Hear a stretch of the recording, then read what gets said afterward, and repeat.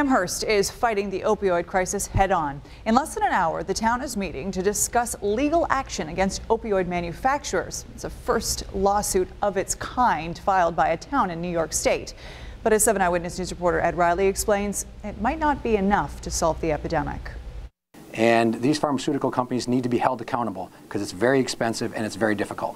With rising police costs due to opioid-related crime, increasing first aid calls for overdoses, and the strain on its court system, officials in Amherst say taxpayers have paid enough. The town is now preparing to file a lawsuit against opioid manufacturers, distributors, and those who help promote the use of the painkillers. I think it's costing us as a society a great deal of money. Several counties, including Erie, have already filed lawsuits. Amherst will now become the first town in New York State to do so. He couldn't stay in control of it no matter how hard he tried, no matter how many doctors he went to, no matter how many therapists he saw. Becky Barnell knows what it's like to lose a child. After her son Colton died from opioid-related complications, she founded Colton's Journey to Liberation, an organization that talks to schools and helps families dealing with addiction find the information they need.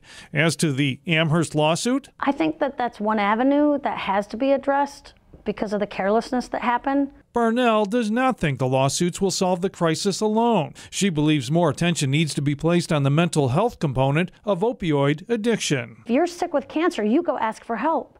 But if you're sick with someone with mental illness, you don't talk to anybody about it because you're not sure what that means and how you're going to get looked at. And is it going to affect your job? And is it going to affect your friendships? And if the family knows, what does that mean? And the stigma of addiction is still a major obstacle in the battle to save lives. If that's because somebody's hiding it that really needs to be talking about it. That secret is killing people.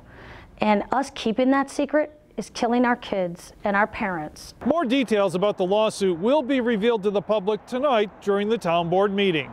In Amherst, Ed Riley, 7 Eyewitness News.